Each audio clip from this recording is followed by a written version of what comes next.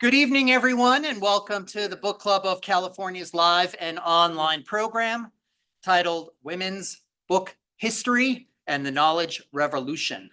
Tonight's program is co-presented and co-hosted by the Northern California chapter of the Antiquarian Booksellers Association of America. So I want to thank you all for joining us here in the club rooms and online. My name is Kevin Kosick, and I'm the Executive Director for the Book Club of California, and it's my pleasure to welcome you and kind of host the program this evening. For those of you that might be new to the Book Club of California, the Book Club is a nonprofit, member and donor-supported organization that is dedicated to preserving and promoting the history of the book and the book arts. Oftentimes, we do that with a focus on the history and the literature of California and the West. The book club publishes limited edition, finely made books, a quarterly newsletter, and keepsakes. We host a year-round series of programs and exhibitions like the one this evening on topics including fine printing, design, typography, bookbinding, collecting, and much, much more. Now, if you're not a member of the book club, or if your membership has lapsed, and you're interested in what we do, please consider joining our century-long tradition. Our membership dues are modest, but the benefits are many, and we simply can't do the work of the book club without the support of our members. So I encourage you to visit us online at bccbooks.org to find out more, to join, or to donate. Now, in terms of logistics for tonight's program, we will have a presentation and then a Q&A session. If you have questions or comments for our presenter or about the presentation itself, you can use the chat and the Q&A function in Zoom. We should have time at the end of the hour to take questions, and we'll curate those from the virtual audience on Zoom and from you all here in the club rooms. And now, to introduce our speaker and tonight's program, please welcome Cait Midas, the Vice Chair of the Northern California chapter of the Antiquarian Booksellers Association of America.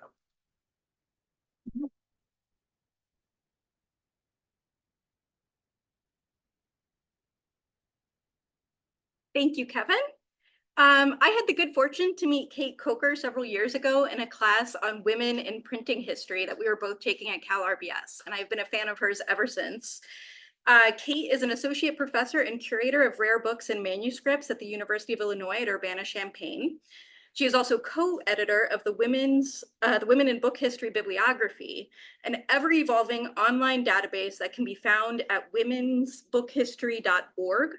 Cait's work largely takes place at the intersections of gender, genre, and publishing history. Take it away, Cait.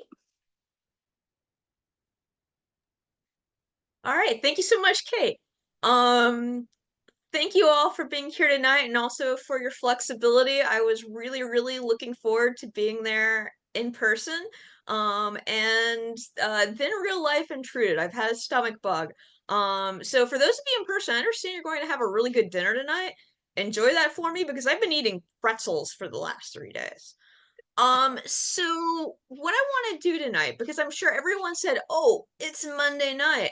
I really want to hear about, the in-depth work of indexing. Trust me, it's going to be fun. So just to kind of give you an anecdote, about me, because I can't be there in person. I'm literally like at this disembodied head on your screen right now. Let me tell you a little story. Back in 2003, 21 years now, yikes. I was a new library science grad student and I had my meeting with my advisor. And my advisor said, well, ask me what I was interested in. And I said, rare books. And he said, well, you're never going to be able to get a job doing that these days. How do you feel about electronic records management? And I have this bad habit of being like way too honest. So I said, I feel sick to my stomach. That didn't go on over well, but it actually like informed the rest of my career. Because I care about print. I care about physical books. Not that I don't care about electronic stuff. I have my phone where I read my Kindle app when I'm standing in line at coffee shops or what have you, right? As I suspect many of us do. But the physical item, the physical book is what matters to me and is a source of constant fascination to me. It's something that when I teach in person, now I'm at the point where I have to actually teach students how books work, which as a book historian I think is fascinating. As a librarian, I find it terrifying. I would be very curious if those of you in the room, either online or in person, will have thoughts on that. The Women in Book History Bibliography is open access. The work I do for it is free. I get very little credit for it, academically speaking. So I am absolutely gratuitously going to point out that little like products bit right there. We sell merch, t-shirts and stickers and things, and all proceeds go towards paying for our domain costs at womensbookhistory.org. So just throwing that out there if you want to help a couple of women out. Kate Osment is my colleague in crime with this project. We met as graduate students 10 years ago. We shared the same advisor, Margaret Ezell, who is one of the great minds about documenting the history of women's writing. Her book, Writing Women's Literary History, is a book I go to whenever I feel mentally stuck, honest. And so we were both working on our doctorates. We were both in a place where we were finding that the work we were doing was difficult. I was researching women printers, she was researching women publishers, and what we started doing was a Google document where we would share citations. And eventually it became like this multi-page thing of over 109 resources, and we said, well, if we put this online? And that's how this bibliography was born. And I'm going to go into a little bit more as we talk further on about what bibliography and what listing books can really mean philosophically. But first I'm going to tell you, whoops, can I? There we go. First I want to tell you another story that informs my work. This is a can of letterpress ink. It's a bright gooey red. The other kind of origin story about where I'm coming from with this work in this presentation tonight happened some years ago. I used to be a faculty member at Texas A&M's Book History Workshop, which is a week-long boot camp that's held every year. Anyone can attend, students of the school, students elsewhere, librarians, book professionals, anyone who is interested in the history of the book. We teach bookmaking, printing, lead typecasting, all of the parts, so that at the end of the week you will have multiple teaching tools available to you. So one day Todd and I are teaching, and we start thinking about it would be great to add some color onto this title page we're working on. We have like this old tin of red ink and it's been left to dry, so we'll start working it. If you've ever worked with letterpress ink, it's oil-based frequently. There's also modern rubber-based ones. When it dries out, it gets really, really thick and gummy. You have to really lay into it with an ink knife. And so we're working at it. We finally get it to a consistency that we can actually print with. But in so doing, we are also kind of covered in the stuff. And the thought that immediately struck me was one, both our, like we had ink on our aprons, we had ink on our hands and arms. We looked like we worked at butcher's counter most of the time. But I was also struck by that dark ink, that dark red ink, that it also frankly reminded me of menstrual blood. And it started making me think, okay, if we're thinking about the early period of the book, as it were, 16th, 17th centuries, what was it like for women in the trades to be working with these conditions, right? And so that made me start, that planted a seed there. I later found this great poem by John Donne. It's one of his Latin epigrams. The translation I'm going to read here is from Edmund Blunden. What printing presses yield we think good store, but what is writ by hand we reverence more. A book that with this printing blood is dyed, on shelves for dust and moth is set aside. But if it be penned, it wins a sacred grace, and with the ancient fathers takes its place. Printing blood, the blood of the press. Now, we're so used to thinking of, printing ink being black, but during this the 17th century, it was also very frequently red for title pages. some thoughts there. And then I came across this image. This is from an emblem book. Emblem books are a genre you probably are well familiar with it. It's kind of the descendant of medieval bestiaries. What emblem books do are they usually have images with a bit of explanatory text, kind of unpacking the image. Sometimes they can also have poems or other material that relate to that image. And so the original here is from 1582, if I recall correctly. I got this image from our collections at the Rare Book and Manuscript Library here at University of Illinois from 1709 reprint. So look at this woman printer, this idea of printing, and this explication in the book. She has a white checkered habit with the letters of the alphabet. She holds a trumpet in one hand, around which is a scroll. A printing press is by her with some implements.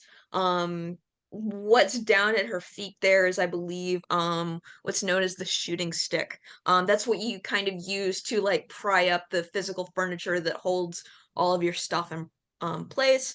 It explains that the checkers on her dress are to signify the little boxes for the letters, with the sorts.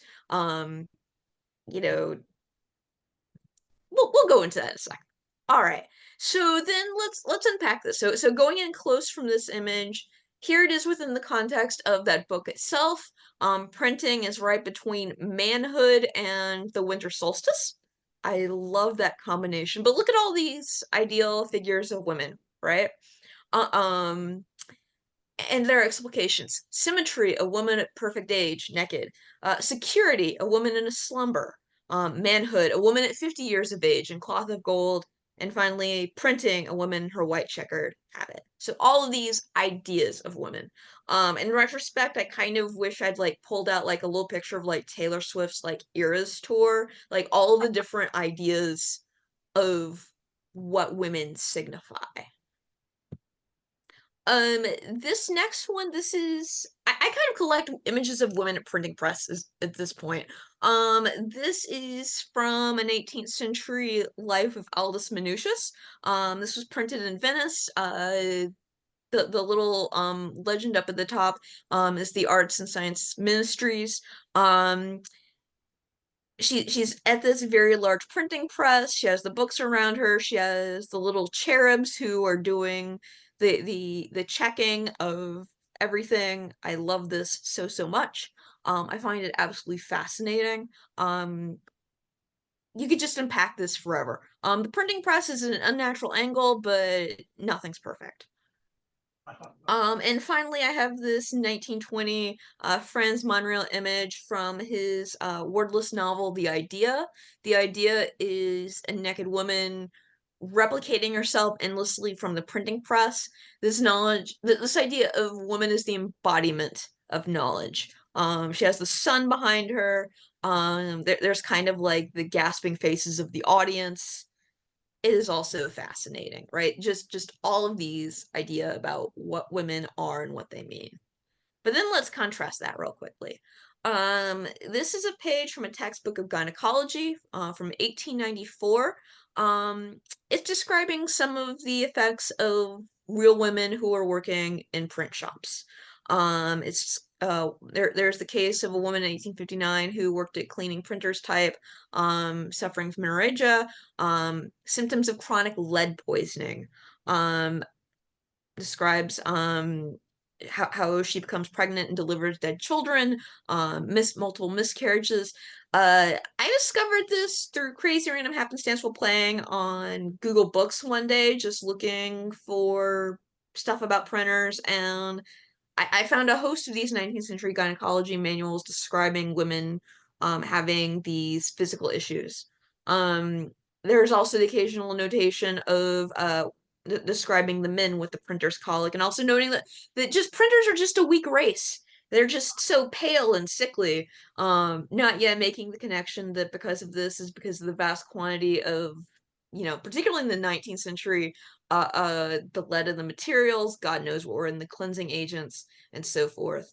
One thing I find fascinating when you're talking about the differences between the 17th century, which is my primary area of interest and focus, truly the most interesting of centuries next to our own, and the 19th century is, how to say this, we have this idea of technologies and the ways that technology is made exotic to us. And when I was taking book history classes and so forth, my male teachers would explain, well, actually, women couldn't really print.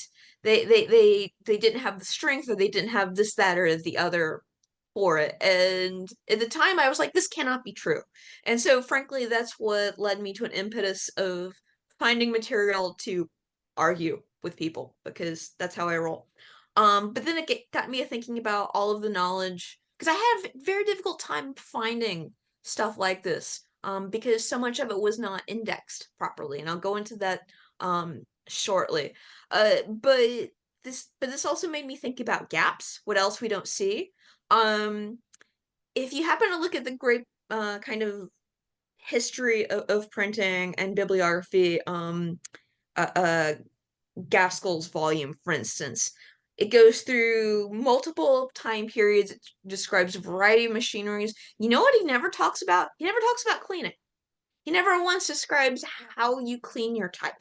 Now, in 16th, 17th century, we have multiple, we have like two big manuals, one being famously James Moxon, or excuse me, oh my gosh, I'm blanking on his name. James Moxon is his brother. There's the other Moxon who prints the mechanical exercises, which describes printing in England, and also the Dutch Netherlands where he learned. And then there's the one by Antonio Paredes, which is about printing in Spain. And both of these go into great detail about figuring out the layout math, about how you do the typesetting, how you do the type. It goes through everything, and then both of them only go a little bit into the physical practice of cleaning. Moxon specifies that you would use chamber lye, which is boiled urine. There's also a debate as to whether they would actually add some lye soap to it. Apparently, this would really mess with your type. I kind of want to like recreate that one day, and everyone's like, no, Cait, you'll absolutely F up your type. Don't do it. I may get there yet. We will see. But some of what I am thinking about here are what gets lost because you can't find it, not through malice, not because it isn't there, just because it's not documented so that you can't find it. Okay. And then this is one of my other favorite images of women in the domestic sphere. This is a little volume about how to set up your home press so you can make your home newsletters from the 1870s. Look at this ideal. Okay, you have the couple who are printing on their little parlor press. They have the daughter who is setting the type in the corner. Grandpa is happily reading the little family newsletter by the fire. It is his grandma, and there's a cat like right under the desk playing. Like, okay, for those of you who do not spend fun quality time with letterpress ink, you do not want cats remotely near. This is a terrible idea in so many ways, but gosh, it is precious and adorable. In a more professional fashion, here is an image of women workers operating commercial press, and an ad from Harper's Weekly. You can see the big wheels to pull those large sheets of paper through the system. That the hair carefully tied up so it doesn't get caught in the machinery, and so on. And finally, for this brief overview, I also have just this great image, because Labor Day was a couple weeks ago, of the Women's Auxiliary Typographical Union at a Labor Day parade in 1909. Typographical unions, as such, are a product of the 19th century. They continue into the 20th. There are some great histories of women's typographical unions specifically. There is also an increasing body of work looking at the printing and stationers guilds of England and Europe is kind of like these prefacing bodies. Historically, the literature has been very focused on guild labor as bodies of censors protecting trade secrets and so on and so forth. And then when it turns out you actually start looking into the actual records, you see a lot more about essentially early protections like pensions for widows and children, spreading work around, essentially work regulations, to keep job salaries even, and so forth. It's really, really fascinating. Oops. Never mind. So what I kind of want to get into here is this gap between what is known, and I'm going to give you guys a kind of like a speed course through women in books before untangling this a bit. Cait and I, a lot of this came from a class that Cait and I took in 2017 that was taught by Kathleen Walkup at Cal RBS. It's literally one of the best classes I've ever taken ever. I knew a lot of these figures from the work I had done on the bibliography, but getting to see so many examples in real life was just awesome. So one of the things I kind of want to talk about is how women are always present throughout time. Obviously this is not like an encyclopedia version of things. If it were, we would be here for the next week. We would all get really tired really quickly. I want y'all to be able to like have dinner and sleep tonight. So I'll just give you like the highlights. So the first professional group of women that we see is in 1478, or in the 1470s rather. It's the Nuns of Ripley. The example that I have here specifically is from 1478. It's a volume of Suetonius's on grammar and rhetoric. They printed some 40 major works. The Diario, the record book for these women workers still exists, and it was translated and printed by Melissa Conway. She was a librarian at the University of California at Riverside for many years. She's a rock star. I love her to death. This volume is absolutely fascinating for giving you glimpses as to the real life of women. The nuns of Ripley were doing multiple things in addition to printing. They were also opening up a dairy. They had a couple of ventures that they were doing in the wake of a plague, to essentially keep their community and their convent alive. What's fascinating to us for the 8 years they are in operation, they do have an estimated 100 publications. Highlights of the Renaissance. They are actually the first to do Aristotle and Plato, in addition to some of the religious works that were for their local community. And because of the records, we know their names. So, for instance, Suor Marietta, Sister Marietta was one of the typesetters. You also see a little picture of me at the printing press at the Museum of Printing History in LA. That is a full-size Gutenberg replica that was built. I think it may have been one of the ones that Steve Pratt did. He built presses for teaching institutions. He built the one at Franklin's workshop in Philadelphia. He built the one in Texas A&M. He's built a bunch of others, and I think he built that one too. The Gutenberg press, these early presses were designed to be essentially, they were modeled off of olive presses, so they are very large. They are very awkward. That screw that I'm gleefully pulling right there, that is what takes the weight of something. I have to put my back into it a bit, but it's not remotely like the scary amount of work that you will see women doing in the industrial era. So one of the things I get cranky about is this notion of women were too weak to do early printing. No. Early printing is so much safer and easier than stuff in the industrial era.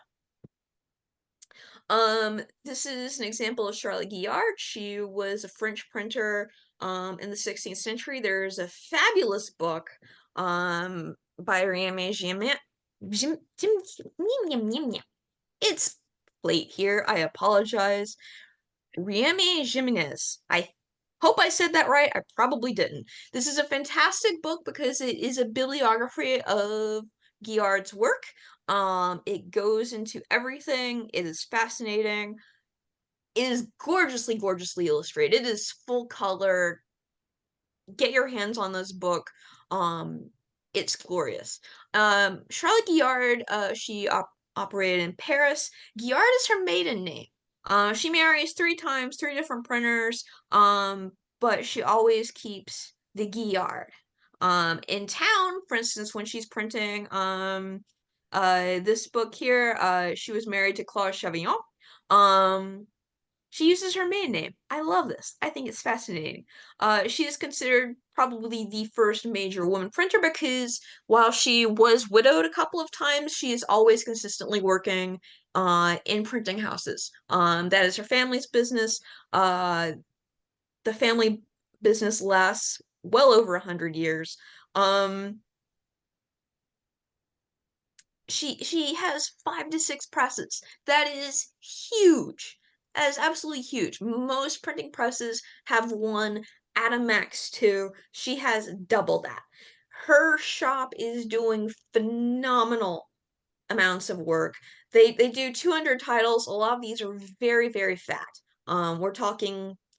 Okay, I wish you could see my hand here. I'm gesturing about 3 inches thick. They do Bibles. They do Latin and Greek works. She is actually very well known for her knowledge of Latin and Greek. She is actually commissioned specifically for certain texts by the religious authorities because they know she will get that Latin and Greek correct. Find that fascinating. I also have a little photo there at the bottom of my buddy Todd working our press at Texas A&M. He's like, make sure everyone knows I'm the fastest pressman that you know. This is true. I will throw him out there. Never let it be said that I let down any of my friends.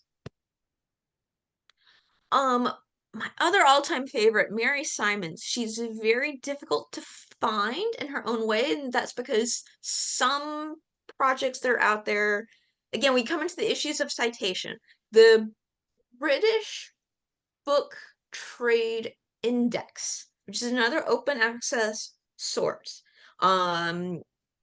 It's a phenomenal bibliographical tool because it helps you locate printers across the British Isles. It helps you find years of operation, put together bibliographies, and so forth. However, they have lots of errors. Their entry for Mary Simons lists only 6 titles. She did at least 43 because those are what still survive today. She probably did more. Where we find her in the historical and academic record is absolutely fascinating because she was married to Matthew Simons, who was one of Milton's printers, and then her son is Samuel Simons, who is one of Milton's printers. In between, she's running the shop while her son Samuel comes of age. She's printing lots and lots of essentially early accounts of the English Civil War. She's clearly a Puritan. She prints lots and lots of religious material. And what is also fascinating to me in a case I have not seen elsewhere is when her son Samuel comes of age, some of their imprints, they are still working at the same shop, which is the largest print shop in the city. Note that they have 2 presses, but 13 hearths. The record also shows that they have 6 workers, but there's another source that says that she has at least 40 apprentices over time. The record is messy.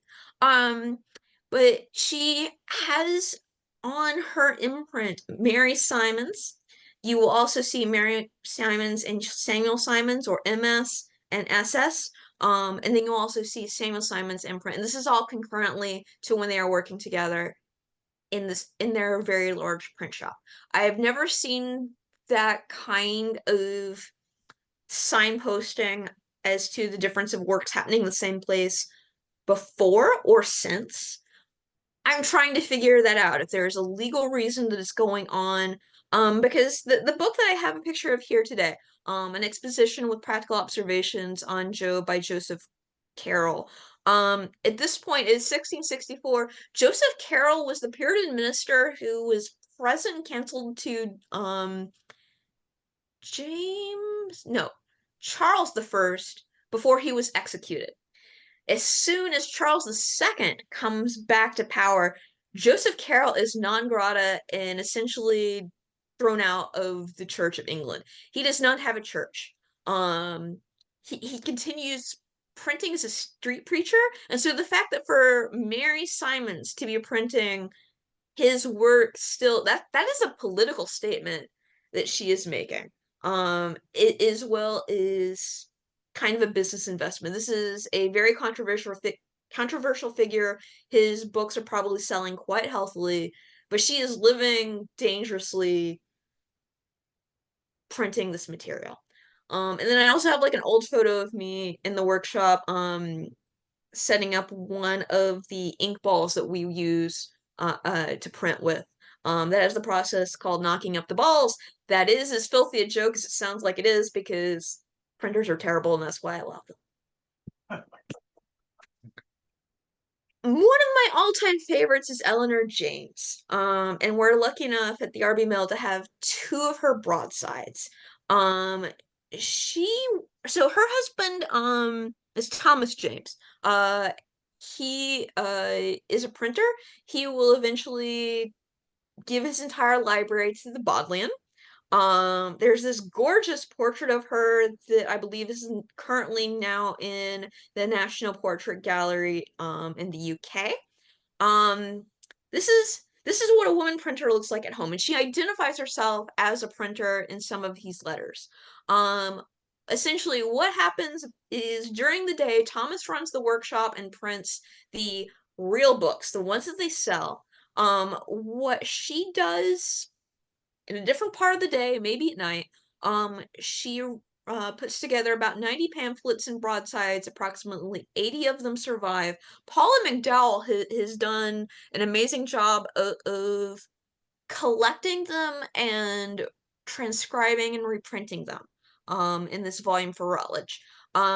She's called the London City Godmother because she is writing these political op-eds about pretty much every political movement of her day. The one that I have here is one of her political ones that is addressed to Titus Oates. Titus Oates is essentially remembered today is the person who got James II off of the throne. He and Eleanor James get into a fight in the street. He beats her with his cane. She fights back. She ends up in Newgate prison, and she sues him for wrongdoing. The records to that still exist. She wins that lawsuit. Free speech amid great political instability. I love her so much. But I also think she's fascinating because she will repeatedly identify herself as a printer. And that's something that you don't see very often, and it kind of messes up the argument of, well, the women weren't really printers. Well, she says she is. Why don't the others say that, though? Well, how often do you say these things? Like this is something I think about now. Like, should for historical posterity, every time I write something, I, Cait Coker, am a librarian? I would assume you would know that from context, but who knows 100 years from now. I find that fascinating. What she also does is, we believe she does something known as composing in the stick, which is, rather than writing down a draft of something, she will actually like just put the words in her composing stick and go from there. The reason we think this is because with her broadsides, they never go over a front and back, and most frequently they are front side only, and it's always to take up the space of the page. So essentially her arguments, she will come to a rough conclusion, but it's always very messy. And it's like this is what ye olde blog posting was, essentially. These were things that were meant to be given out. They were meant to be scattered around town. Um, the other thing I love about them, and then I will shut up, I promise, is just their relationship. The fact that they are working together like this. They are criticized for this. There's in Paula McDowell's book, The Women of Grub Street, she's found reports where people essentially make fun of Thomas for doing the women's work while Eleanor is out printing. Like he will go and do some of the womanly tasks of like going to pick up the paper and stuff. Fascinating. So we have like these myths of how historical women were. One of them is always that, you know, they were in crummy marriages and they were oppressed and so forth, which was also very true. But sometimes you had ones that were very much partnerships, like Eleanor and Thomas. And I love that so, so much. Meanwhile, on our home shores, we have Lydia Bailey. She worked on iron hand presses like I show here. These were a bit clunky. These were, they're a bit difficult, but they're almost like too light. Like if you pull on it, like you can rock a little bit. She's known as the last of the widow printers because when her husband dies in 1809 in Philadelphia, she's essentially trying to keep the business afloat. The Philip Freneau text here, poems about the Revolutionary War. This was essentially a bestseller of his time period. He essentially donates this copyright for the third edition to her so that she can make money to keep herself and her children all right.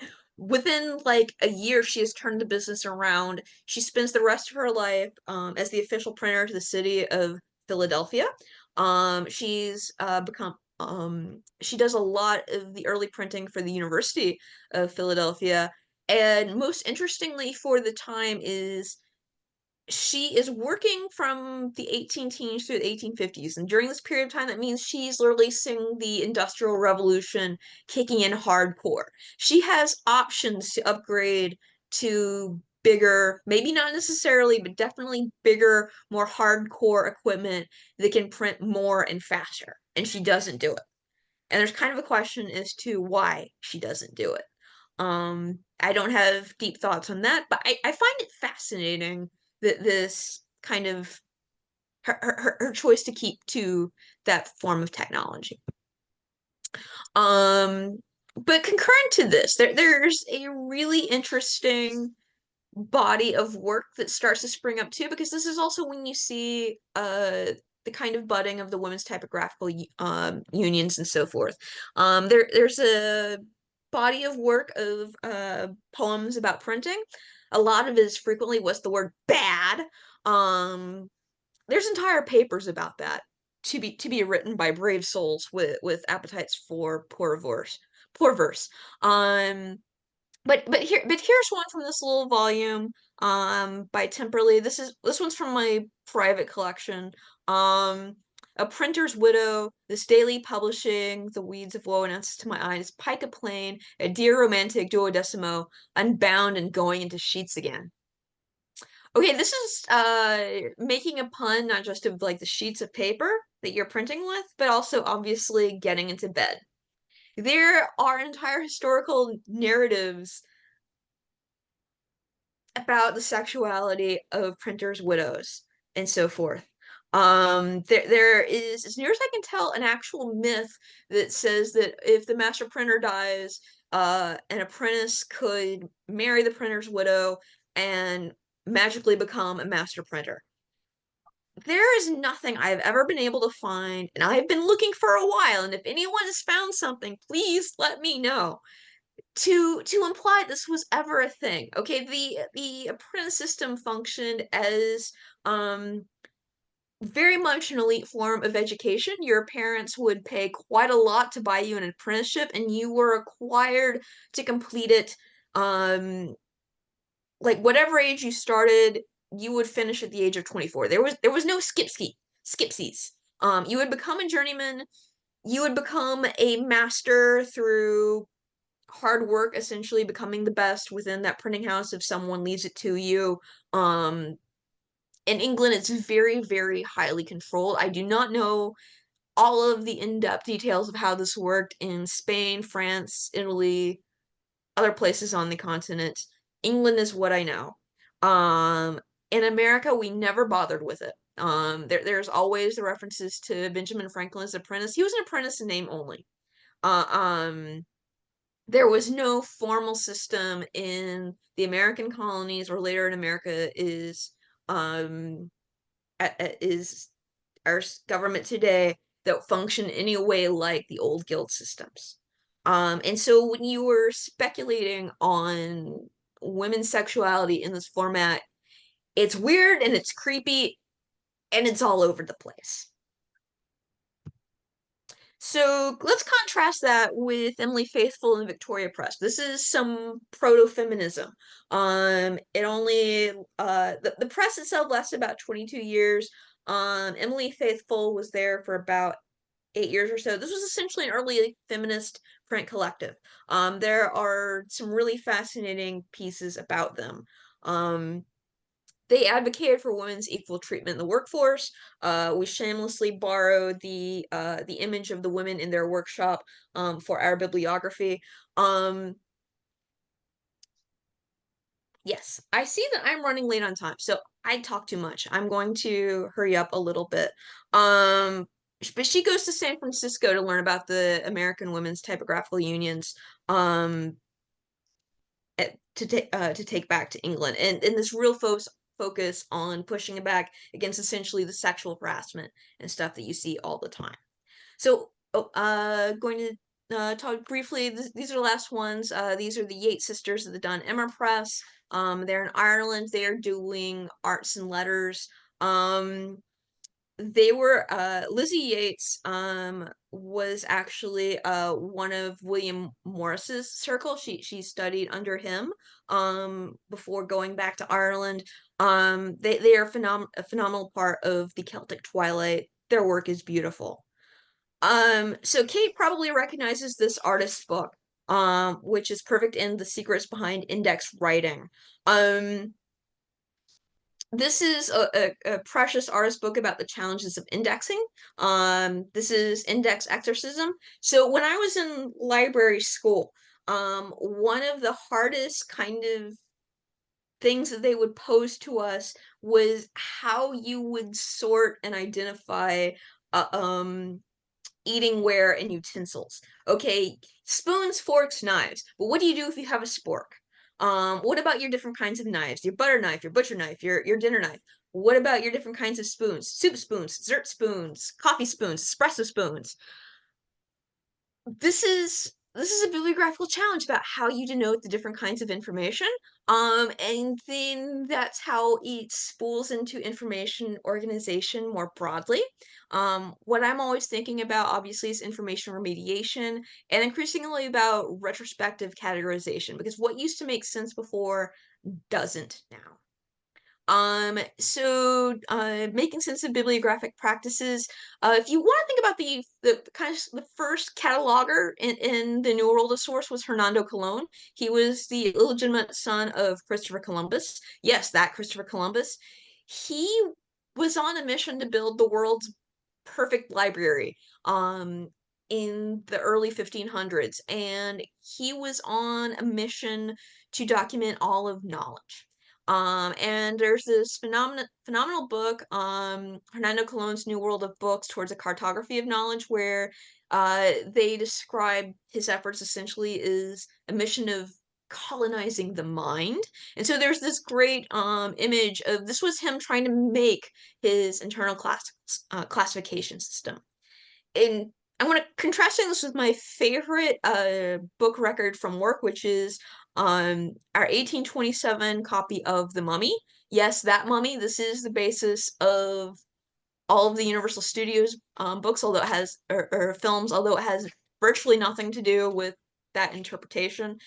It's a fascinating book written in response to Mary Shelley's Frankenstein. But look at the subject headings that were given to it, likely from a cataloger at the university in the 19th century. The subject for finding this novel, that's a science fiction novel about an Egyptian pharaoh who comes back to life, Ardath Bey. The subjects are 22nd century and forecasts. This is not right, and this is not wrong either, because it is positing and describing what they think the 22nd century is going to be like. But that is not the plot of the Mummy.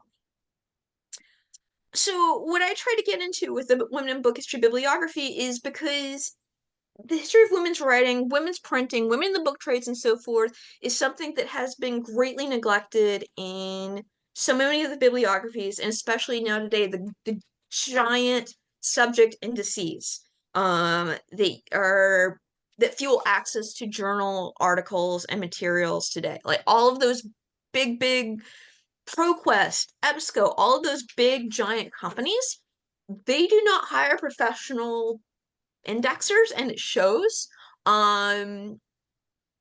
It's incredibly frustrating to find things. So if you try finding the heading for women printers, you're very seldom going to find that. If you look for a heading of women in book trades, you might not find it. You're trying to find something on Eleanor James, for instance, you will usually find something like 17th and 18th centuries history of the book, or something so broad as to be virtually useless. So the bibliography that Cait and I put together, we wanted to fix that. And this was really easy when we had 109 citations we were working with. It is very different now that we are well over 2,000 and change. So one of my projects that I've been working on is thinking about retrospective updating of um our own database, how we can make things easier for people to find. For instance, libraries and librarians reading, we have that so much easier. Book trades is what we are using right now. If you were looking for women printers in our own database, you have to have the word printer in the title. We did not start off with printer as a subject tag. That is something that I'm hoping to remedy in the next few years. Um, and also just kind of thinking in contrast, my first work as a baby bibliographer was working on the science fiction and fantasy research database that was created by my mentor, Hal W. Hall. It began as a print index back in the 1980s and was about 4 volumes. He made it online in 2000. I still help doing the work. He's been doing the bulk of it since he retired back in 2010. This database was to collect all of the critical material pertaining to science fiction that could be found. And that's because for a very long time, none of the science fiction journals were indexed by the big companies like EBSCO and so forth until the late 2000s and early 2010s.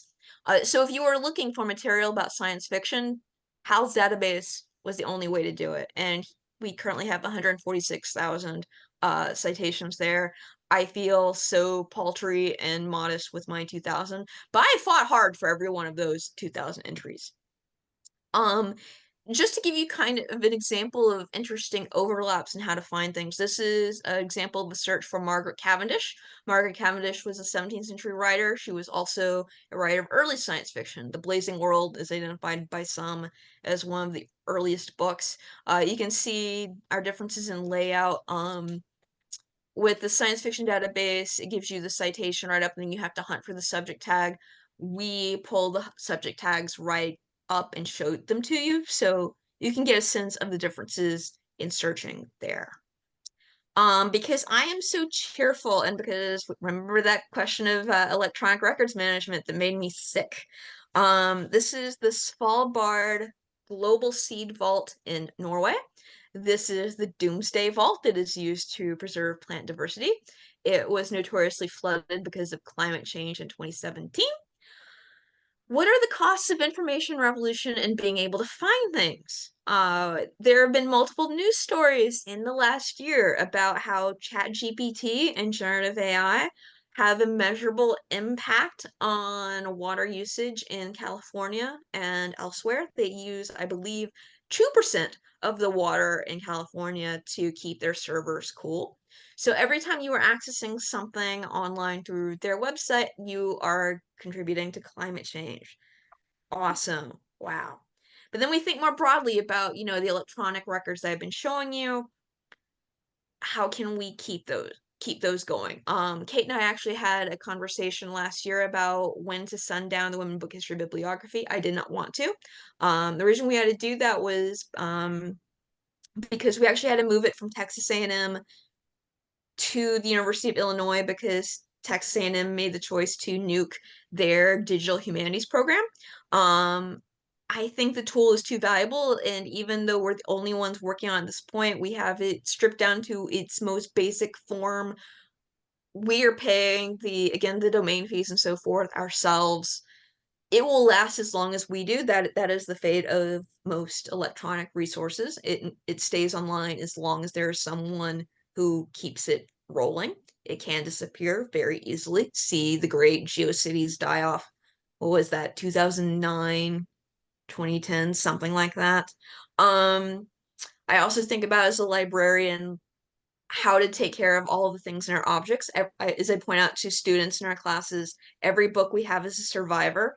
It has survived the last 500 or so years because of luck.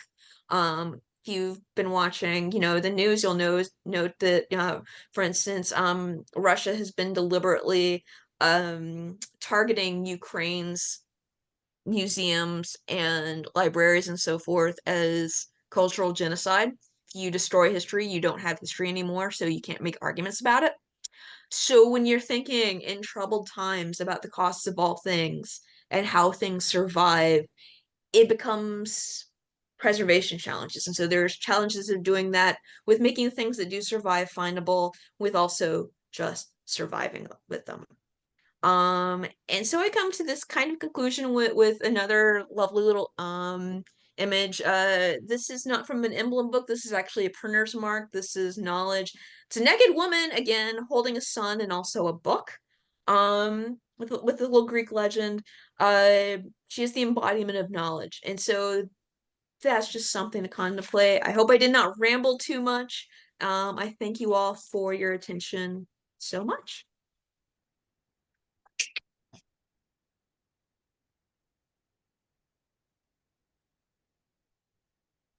That was terrific, Cait. Thank you for sharing with us. I don't think we need my picture up there. You can all see me here and everyone on Zoom can hear me, but we have time to take some questions, so we can do that. We'll start with any questions here in the club rooms. No questions here in the club rooms. Silence. Let me see what we have happening on Zoom. Kathleen Walkup is in the room. Flail, I love you. She said not at all awkwardly.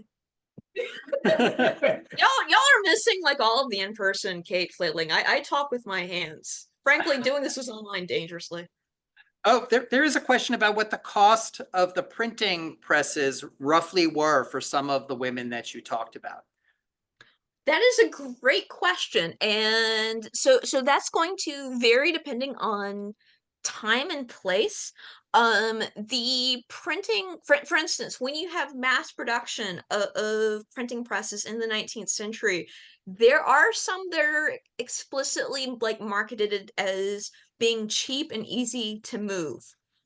This is particularly relevant to people who are making that kind of westward migration in the US, also to people who are essentially moving eastwards or in other directions to colonize, because books are power and that's one of the first things you bring with you.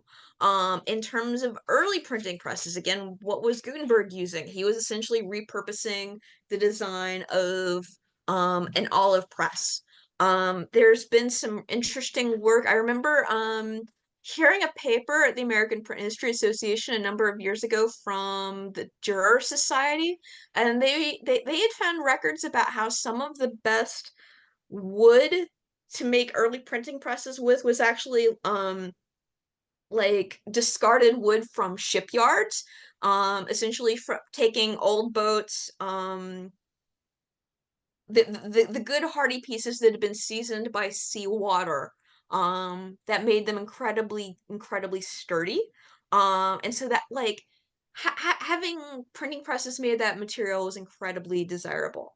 There's also the example of the Columbia Press, which was made in Britain but marketed to the Americans. This was, I think, 1790s through 1810s. It's incredibly gaudy, but it has like the American like eagle at the top. They're all over it. This was meant to be like a souped up Ferrari press. They are gorgeous. They are giant.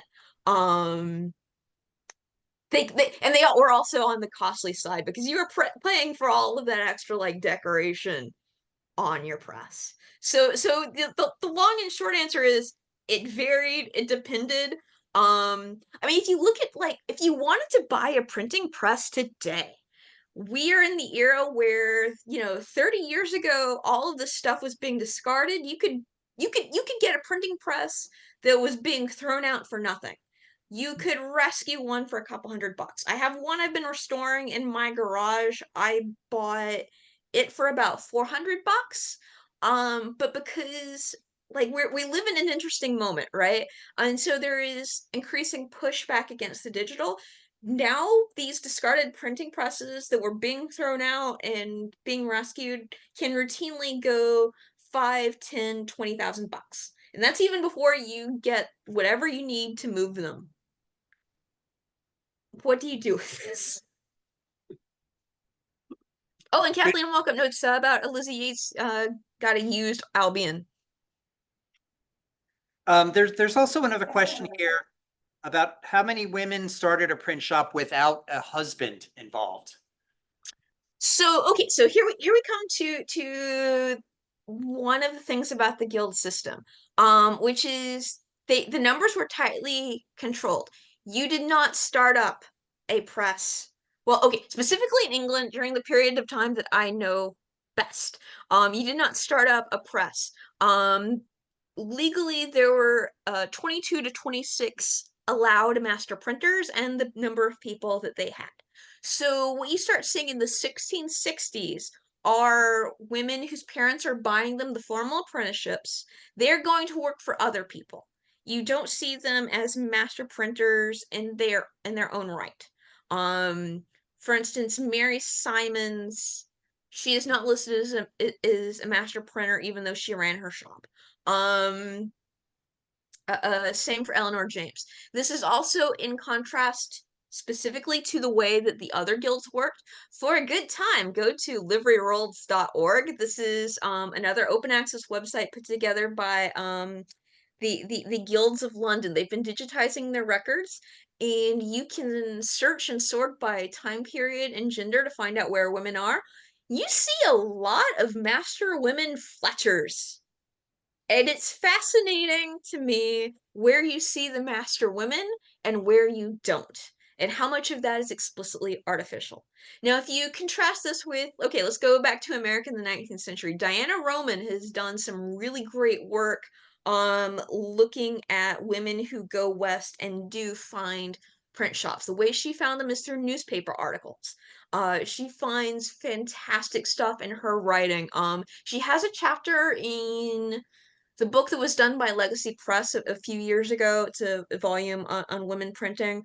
But there are cases of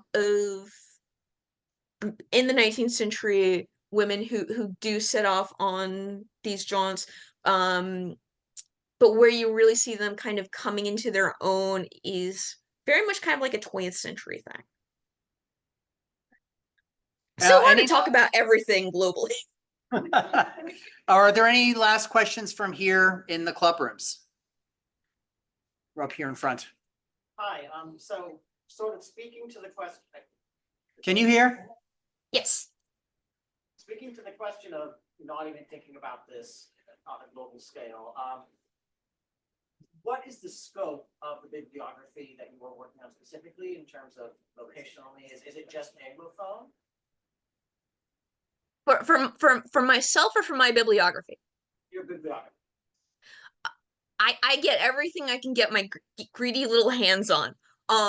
There are some really interesting things that I found. You can search by location as well. So if you want to see everything I found for France, for Italy, and so forth, there was a great book that was published last year that's um this kind of a dictionary of women printers in Lyon, essentially like French women outside of Paris. And it has this. I made the library buy a physical copy because the ebook that we had was so terrible, like you could not navigate easily to like the best sections, which were the listing of the names of the women. Which, again, coming back to like navigating digital things, like that is its own challenge in different formats. I hate ebooks. Like I will read fiction on my little Kindle on my phone, but I need print books for literally everything else. I also found like, and sometimes I'll find things and then I need people's help to translate it because I don't have language expertise. So sometimes I will do crowdsourcing online. There was a really interesting little book I found. It lives at the Library of Congress. The title is in Yiddish. I transliterated it for the bibliography. Basically, it is a book from Germany in the 1930s that is a history of Yiddish women printers. And you're like, oh, that's fascinating. That's cheerful for that specific context. I would love to look at that thing. I would love to be able to read it. I don't know Yiddish. I will need to find someone and we will go to the Library of Congress one day to visit it. Anyone in the room up for a really fun field trip? Okay, so that question, answer, and proposal, I guess, takes us past the top of the hour. So we're going to wrap up here. Cait, if you could put your contact information back up on the screen, if you have that last slide, Sure. that would be great. A couple people have asked for it. Okay.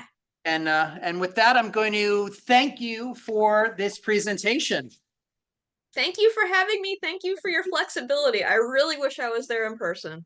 And for everyone else in the room, feel free to friend me. Feel free to email me.